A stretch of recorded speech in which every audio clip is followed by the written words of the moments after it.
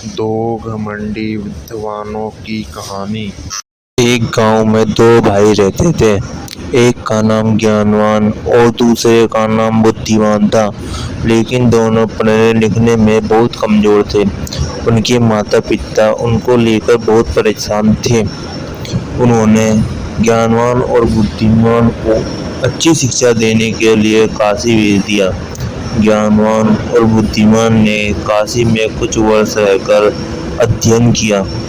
अब दोनों ही अच्छी शिक्षा ग्रहण कर विद्वान हो चुके थे। विद्वान होने के साथ ही उनमें इस बात का घमंड भी आ गया था कि वे बहुत बुद्धिमान हैं। हर जगह दोनों ही अपने को अधिक श्रेष्ठ और दूसरे को नीचा दिखाने का प्रयत्न करते थे। दोनों को कई बार उनके शिक्षकों ने इस बारे में समझाया, किंतु दोनों अपने को ही श्रेष्ठ समझते थे। शिक्षा खत्म होने के बाद दोनों को काशी से अपने गांव वापस लौटना था। रास्ता बहुत लंबा था। चलते चलते उन्हें रात हो गई और उन्होंने एक गांव में अपना डेरा डाला। गांव के जमींदार को पता चला कि उनके गांव में काशी के विद्वान आए हुए हैं। जमींदार साहब ने दोनों विद्वानों को रात्रि विश्राम और भोजन के लिए अपने घर आमंत्रित किया। ज्ञानवान और बुद्धिमान दोनों जमींदार के घर आ गए। जमींदार ने दोनों के रुकने की अलग अलग व्यवस्था की और स्वादिष्ट पकवान बनवाए।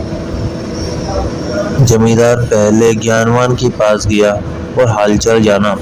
जमींदार पहले तो ज्ञानवान से बहुत प्रभावित हुआ, किंतु अपने घमंड और बुद्धिमान को नीचा दिखाने के लिए ज्ञानवान जमींदार से बोला, बुद्धिमान तो नाम का बुद्धिमान है, इतने दिन काशी में रहकर भी वह कुछ नहीं सीखा और अभी भी गधा ही है।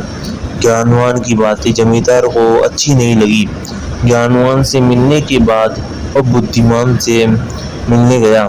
बुद्धिमान ने भी ज्ञानवान की तरह ही बातें की और कहा, ज्ञानवान को कोई ज्ञान नहीं है और वह तो बैल है जिसे कुछ नहीं आता।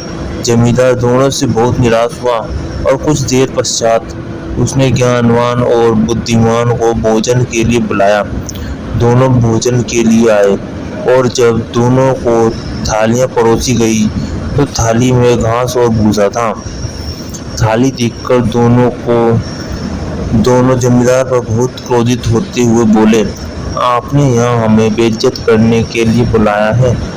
क्या हम कोई जानवर हैं जो आप हमें भूसा और घास खिला रहे हैं? जमींदार हाथ जोड़कर बोला, मान्यवर, आप विद्वान हैं और मेरे मेहमान हैं। मेरा उद्देश्य आपकी बेइज्जती करना नहीं है।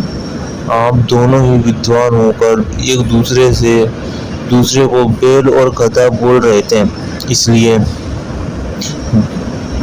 बैल और गधी को जो भोजन पसंद है मैंने आपको भी वही भोजन परोस दिया। जमींदार की बातें सुनकर ज्ञानवान और बुद्धिमान को अपनी गलती का एहसास हुआ और दोनों ने एक दूसरे से क्षमा मांगी और जमींदार को धन्यवाद दिया। जमींदार ने भी दोनों को स्वादिष्ट पकवान खिलाए और दोनों की खूब आवभगत की।